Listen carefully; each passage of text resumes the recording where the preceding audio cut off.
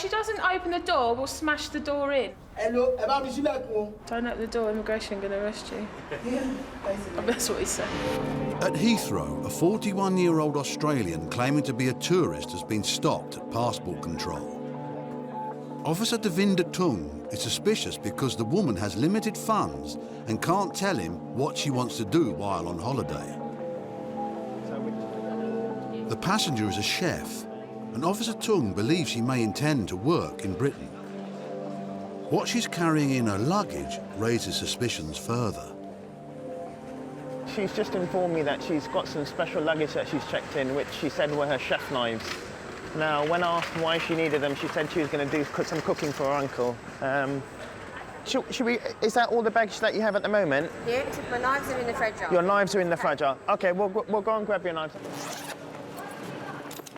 Okay, I'm just going to have to take this away from you as well, just whilst we're conducting our inquiries, okay? I can't let you have this, and then I'll return it back to you afterwards, okay? Officer Tung must search all the woman's bags to find out if she is a genuine tourist. In with her laptop, he discovers several copies of the woman's CV. We also have copies of her educational certificates with her. She's got copies of them. I mean, it's strange, you know, someone bringing educational certificate CVs coming for a holiday. At her age, 41, she's too old to get a working holiday maker visa to come here through that channel. I haven't looked at her qualifications exactly, but, you know, we've got the new points-based system, so maybe she doesn't qualify for the points to get the right work permits to come over. So, you know, they're left with no other option but to come and seek entry as a visitor and then work illegally.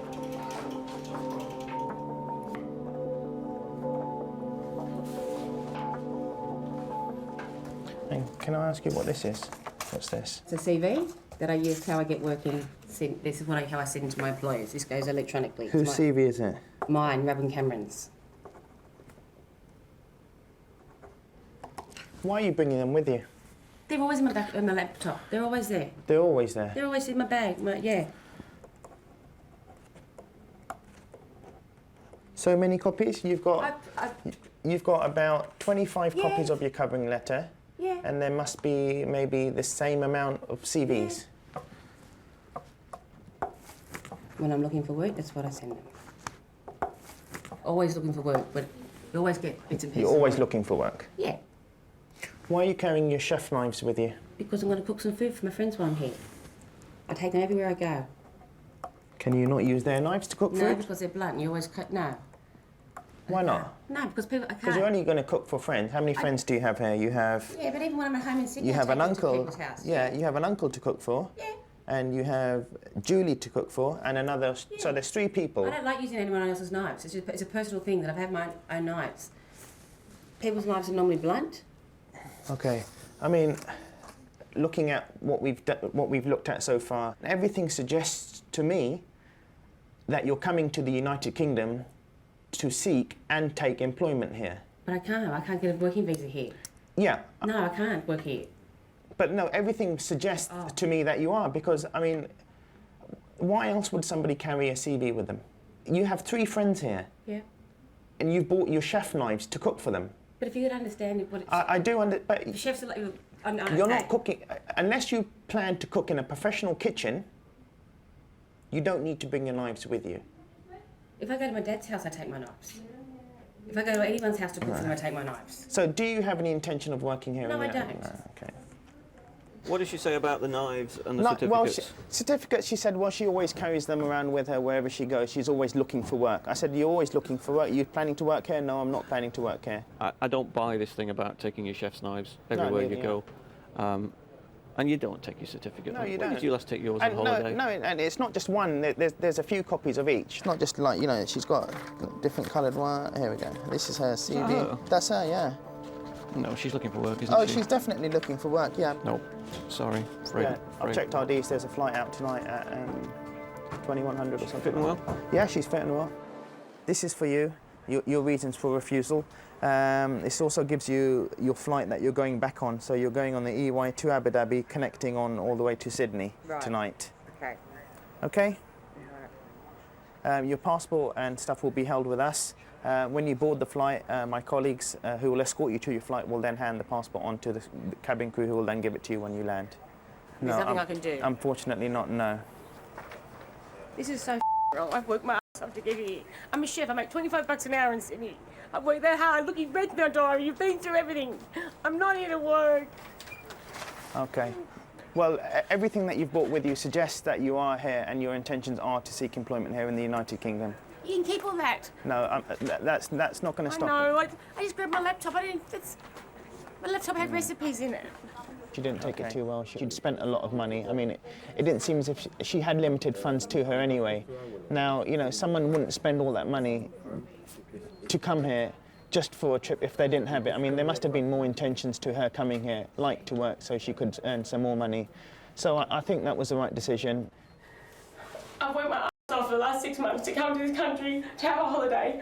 I brought my knives. I'm a chef. I'm going to cook for my friends. And they've refused me entry into this country. It's just so wrong. You know, he wants me to bring my family. My family just had the biggest party for me to leave yesterday, and now I'm going to bring him with someone come home. So I'm embarrassed and I'm upset. I've done nothing wrong. I've done nothing wrong except for trying to come to this country. Thanks. So it's your fault. Okay. This woman is claiming to be a visitor, but she's been flagged up on the database as having been refused entry to Britain in the past. We understand why we have to do this, because you've had that previous refusal. And it's always going to cause problems, unfortunately. She's no stranger to Britain. She went to school here for 4 years, I mean, that's what we're until her doing father's now. work permit was cancelled and her family were removed. Anything to declare to customs? Nothing, no like 1,000 cigarettes or nothing like that? Okay, all right. She's been refused entry, or she was refused entry, back in August of 2007. Her father was here on a work permit. It's a bit sketchy, but it was curtailed back in February of 2007. She claims now she's come here to pick up some certificates, her GCSE certificates, from the examining board. She claims that she had sent for them, paid for them, they were sent in the post, but they were never received. The only thing is, she doesn't have a return ticket. Why would somebody come on a two-week visit without a return ticket? That's a little bit strange. Is it Lahore you're from, yeah? Yeah. What do you do there? Studying? Yeah, I'm studying law. Law? Oh, that's good. Yeah. Immigration law? No, I'm trying to stay away from that. Okay, don't worry. Nothing personal. No. That's my university card. Excellent, I'll just borrow that as well. You get that back. I don't have any cash or anything. No cash. What about credit card? No credit card? So you got nothing at all? So how are you going to survive initially? My family. Your family, friends? They'll help me out. Her claim to be picking up certificates to take back to Pakistan doesn't quite add up. Well, it's just this fact, she's got a single ticket, she's got no money, and she hasn't actually arranged for these certificates yet. You see, I don't get this part, because she and her entire family have been refused entry.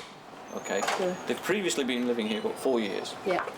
And further to that, they appealed and went down the human rights line as well. So they're kind of well aware about how things work in the UK. Things work, yeah. So then to send a family member alone on a single ticket with no money doesn't stack up.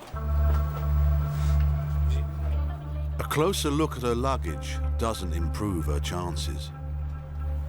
At the back, I've just discovered some old pay statements, and I just went out to the control and spoke to her. I said, well, why have you got these certificates with you? You know, if you're just coming to get... and she said, oh, well, it's just all my documentation that I had when I was in the UK. But there's P45s as well. Now I'm a little unhappier because these are documents that are not necessary at all Relevant. to obtain a course in Lahore. Exactly. It's question time for the law student. Officer Hassler wants answers.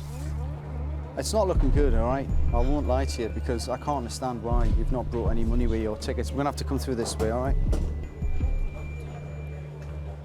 And the fact of the matter, you've got £2 on you, you've got no credit cards, you've got no return ticket, you've brought other documentation, which, to be quite frank, you shouldn't have brought with you. I can't understand why you brought it with you. This interview will decide whether or not Officer Hassler returns her on the next flight home. So why did they just buy you a single ticket? I can't fathom this out, because why would they buy you a single ticket and also send you their daughter halfway across the world with just £2 coins in the purse? I don't have any intention of staying here. I didn't ask that the question. I said, why do you not have a return ticket? Because I didn't know what date exactly I would go back. She said she didn't know how long she was going to be here. It was going to be 2 or 3 weeks. And I said, well, why didn't you get an open ticket? I says, we have many times people come here. And she says, oh, yeah, I found about that on the aircraft. I hadn't heard of open tickets. She didn't know about open tickets. Didn't know about open tickets. This is a young lady who's lived in the UK and has clearly And travelled before, but didn't know about open tickets. We get people coming here all the time who are coming as visitors, and if they don't have return tickets, they don't have money, they'll just be refused. It's not credible. You're coming here as a visitor, but yet, you've got no evidence of support whatsoever. You said that you're going to come here, get these GCSE certificates, but yet you've come with all this documentation, and you would need that sort of stuff if you want to settle here. You've even got your, you're shaking your head, but in your wallet you had your national insurance card, which you had your national insurance number in. Why would you bring that to the UK? I just brought my wallet with me. But then we start going into things like her previous bank statements here, mobile phone accounts, in previous interviews with Job Centre Plus. Certainly with regard to her documentation, she has literally packed up everything, put it into a folder. It's as if she's picked up her life, brought it here. And I think we've got to remember this. I mean, the family had lived in the UK since 2002. The father had been working here. She's had most of her informative years here. Like I said, she's been a student here. She'd got a job. She'd taken her exams. And then all of a sudden, for no fault of her own, the rug's pulled out from under her feet, and she's forced back to a country that she probably hasn't lived in for a number of years. And all of a sudden, she's left, thinking, well, where's it all gone? Okay. Right. The decision is that you're going to be refused entry, okay? You're coming in as a visitor, but you've got all this documentation which pertains nothing to why you want to come here regarding your education. Now, if you want to come back to the UK, you can, but what I would advise you to do is get an entry clearance visa, okay? You can still go and ask for a visit visa or a student visa, whatever you want to do, but rather than you having to come here and go through all this, it means you go to the embassy, you put all the evidence in front of them, and you allow them to make the decision. I feel sympathy for her because I know what the impact on her is going to be. But at the end of the day, we've got to look at what we're doing with regard to, the border control and making sure people coming here are coming here for a genuine reason and not ending up doing something else. For this time, I'm afraid you're not going to be allowed in. Where are you travelling from today? From LA. Okay. Do you live there or? I live here. And what do you do here? I'm a student. Tell me the whole title of the course. Yeah, it says postgraduate Yes. certificate business administration. Right. It's MA, it's a Masters of Business Administration. Well, there's a difference between a postgraduate certificate in business administration and a master's in business administration. Which one is it? It's a postgraduate certificate in business administration. Is that a master's course? It's master's course. It can't be. Okay, I got a letter. I found. Yes. When are you returning? I am quite wary of some students in the UK. As we know, it's very expensive to be a student in the United Kingdom.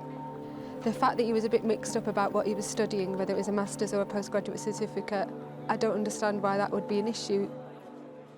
Okay, so we're about to take your photograph. You want to look directly into this camera here for me, please. Officer Neil Newbury is questioning another student whose story doesn't add up. The immigration officer asked you some questions about your course, and you did not answer them sufficiently well for him to be convinced that you're studying in the UK. He's already carried out a bag search. He found a diary with some revealing entries. He's talked an awful lot about work, and he's not once mentioned his modules, his studying, any of his tutors. He's not mentioned any of them, which is quite strange if you're here to study. Sainsbury's is going down every day. He's doing only 2 or 3 days in Sainsbury's. Now he's having to find a second job. How many 2 bags do you men, have? both claiming to be students of business administration.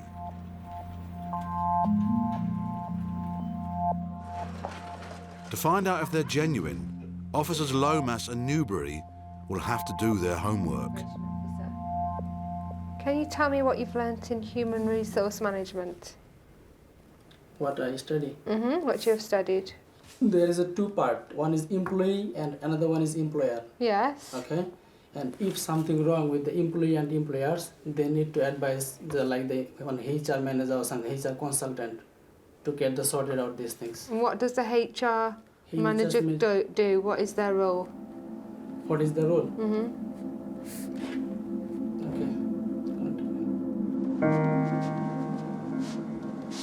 And where do you study? Central England. Oh, I'm too much.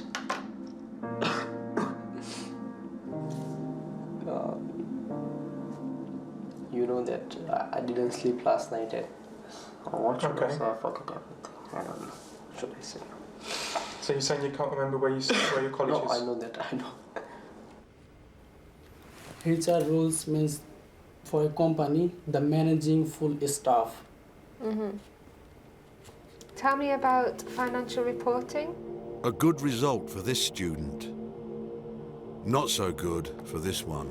Okay, I just want to show you something from your book in your bag. Dated 18th of February 2008. I know you wrote it down, yeah? And see what I've underlined? 18th February 2008. I'm doing only 2 and 3 days in Sainsbury's. Now I'm finding a second job. So you're going to start telling me the truth now, or we're going to keep going around the houses. Were you working in Sainsbury's 2 or 3 days a week? Can I explain you personally? But not in front of camera, I'm telling you personally. Slowly, he started to open up to me and explain what he's done. His family are in financial difficulty back in India. That their house was being repossessed by the bank. And I do have some sympathy with him in that situation. It's mainly the enforcement of the rules that we're concerned about, unfortunately. And in this case, you have broken the rules, the immigration rules. So for that reason, your visa is going to be cancelled today. I'm going to return you back to India on the next available flight, which is this evening at 9:25. Officer Newbury's passenger has failed to get into Britain. It's a different story for Officer Lomas. We are happy to readmit you to the United Kingdom today. Thank you. First thing, we initially had 9 targets, however, that's been whittled down to 7. We've got intelligence received from the management of this company that they may be employing some persons who they believe may be illegal in this country. 5 minutes and we'll leave, yeah? This morning, they've raided a cleaning company and arrested 2 workers they believe are in the country illegally. One is a Nigerian whose visa has expired. The other is from Ghana, but there is no record of him entering the UK.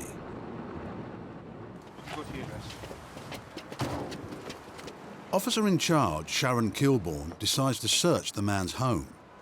We'll establish him initially that he actually lives here and the keys fit into the lock. They do, so we're going to bring him up and conduct a house search in order to locate his passport and any other documentation. Where's your bedroom? Where's your bedroom? Upstairs. Upstairs. Bedroom's upstairs. You take him to your bedroom, yeah? Last year, 25,000 illegal immigrants were removed from the country through enforcement. But the immigration teams are not allowed by law to remove someone without travel documents. They must have proof of the person's country of origin. We've now verified that this is the person's room. If he gives us a passport, once we find that, we'll be out of here. The team only have a photocopy supplied by the man's employer. This gentleman has a passport. A legal authority has certified it as being a true document. If they took this to his employer, of course they're going to give him employment because it's been certified by a solicitor. These are the problems we have all the time. Tell us if your passport is here. Saves us searching the whole room. Right. I said it first, to be honest with you. Honesty is the best. We love honesty. We love that. To be honest with you. Yeah. When my brother was leaving, he told me everything in the lawyer's hand. He handed everything over. This gentleman here originally said that his passport was with the Home Office. Well, we've done checks, it's not with the Home Office, so we're going to check his details here. And now you're saying it's with the your solicitor, yeah? He said It's with your solicitor? No, I said I can give my solicitor number to you for you to ask. All right. Yeah, because Right, so where is it then? I don't have any idea. So you don't have any idea? Yes. Right, have you reported it to the police? No, to be honest. Why not? Has it been lost then? So if you don't know where it is... Do you know what? If I had £1 for every time I heard someone lost their passport and never reported it to police, I'd be a rich woman. Yeah, that's what I'm saying. Since my brothers, because everything was with my brother. I just said to you, where's your passport? And you said, to be honest, I have no idea. But you just said, no, it's with a brother that's not really your brother. My brother have that case, he have everything. Sorry, you know what I mean? Oh, hold on. Got another photocopy of something here. I always keep everything. It's a copy of his Ghanaian passport. Right, this was issued on the 1st of February 2007. Yeah, that's the point. Right, where did you get this from? In this country or Ghana? This one? Yeah. In this country. From this country? Yeah, when my brother was just sending everything. So you wasn't here when you got this passport issued to you from... Yeah, I was here. You was here in 2007? Yes, I was. To be honest, yeah? To be honest. Yeah. At the moment it looks like the passport may not be here. I think... So this gentleman will probably be asked to report on immigration bail. That'll be decided by the arresting officers. The team know that without a travel document, they cannot remove the man from Britain. Their only option is to grant him temporary release. But you have to report every week, you understand? Right, thank you very much. Otherwise you'll have problems if you get stopped again by the police or immigration. Right. Okay? All right. He'll be reporting to us until we can get a document and a removal date for him, and then he'll be removed back to his country of origin. So for him, if he's ever apprehended again, there won't be no release for him. He'll be detained until he's removed. Come on, mate. Watch your head, yeah? Stand there for me, mate. The man gave a false name. But officers found an ID card, and checks against this name confirmed he is from Nigeria and here on a tourist visa that expired 2 years ago. The gentleman says it's his sister's address and she lives on the 5th floor. We've got officers providing rear cover just in case someone throws documents out of windows. The team must find his passport. Without it, they can't send him back home. No, hold him. He can go in. Because his sister's a bit nervous of the law and police, and especially immigration, he's asked us to stand away from the peephole, or she won't answer the door, basically. If she sees his face, she'll answer it. If she sees us, she won't. So we're just waiting for her to answer the door. Hello,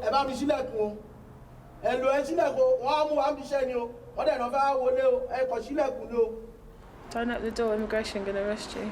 Yeah, basically. That's what he's saying. Can you let me use your phone? I'll call him. I'll call her.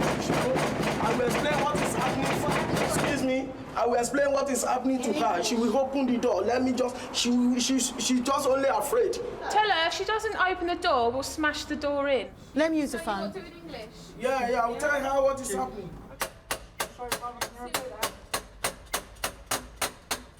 If there's no one in there. Because she might not be there, innit? Hello, Lucy! It's the Home Office. Open the door! We're not going to go away, so you need to open the door now! You don't want a false entry unless we're sure it's his address. Because we don't, obviously we've only got the power to force entry into his address and we're not 100% sure. So we're not too keen on kicking the door in. Is your passport in there or is it in a different address? Is there a passport in this address? Your passport in there? You mean no? My passport. My passport is not here. Where is your passport? My passport is for a long time. Has been returned to Nigeria from those who have taken it. That's what you said earlier, is it? Sonny, I don't believe you. You can check it. You know how to check it from your computer. Check it by yourself. You will see everything there. So you've got another, is you saying you've applied for another visa? Is that what you're saying? You mean my visa? Why have you returned your passport back to Nigeria? It is because, so... Just a short story, please. Why have you returned it back to Nigeria? Why? It's someone that is helped me that take it back to Nigeria. No, you come here, you get a Right, visa, relax, stand back. you get a job, you send it home, get a new visa, pretend you've gone back to Nigeria, put a fake landing state from someone in Nigeria, get a new visa, yeah? We know how it works. This is not a new story to us. We hear this every day. Now, where's your passport? You know what I'm saying now? I'm very, very sure of what I'm saying. Forget about what happened in where you come arrest me. It's just a panic. Right, where's your now passport? I'm ready to tell you the real part of the matter. That's what I'm where's your telling you passport? now. My passport is not here. It's not in this England. And I have to tell you the truth. I swear to Almighty God. The team can't get in. They've already spent 8 hours on this operation, and at the end of it, 2 people they believe are illegal immigrants will be released. It's just frustrating because you've been out all day, it's a long, hard graft, and at the end of it, you're just going to let go. Because of limited space, the immigration service only detains someone if they believe he poses a risk to the public or is likely to abscond. They give you this form. It's a notification of temporary release, okay? Which basically means that we're releasing you. You need to report to this office. You need to bring this paper with you, all right? And then you come back every Wednesday, okay? You're not allowed to work, mate, yeah? So the best bet for you now is probably to go to the Nigerian High Commission and get hold of a passport or a travel document and go back to Nigeria, okay? If I've been deported to Nigeria, they will kill me. If I prefer to kill me here than to die in Nigeria. I prefer to kill me here than to go to Nigeria and just waste my life. The man fears for his life if he goes home to Nigeria because of a feud over property with members of his family. It started after the death of his parents, when he sold some property to fund his trip to Britain. I mean, we spoke about the possibility of you wanting to claim asylum, but you're not sure yet, are you? So what you need to do is go home, have a think about it, and whatever you think's best, when you decide, when you come in tomorrow, you'll come into our office and have a word with someone about claiming asylum, if that is what you want to do, okay? Asylum is protection for people fleeing persecution in their own country. A claim because of a family dispute, however serious, is unlikely to be successful. Well, now he's been released, he's probably going to go home, speak to his mates. They're going to tell him, oh no, stay away, whatnot, and lost in the system again. The man did report as instructed the following day, but he did not seek asylum and has not been seen or heard of since. The Ghanaian cleaner also reported only once, before disappearing. Both men have been circulated as absconders on the police national computer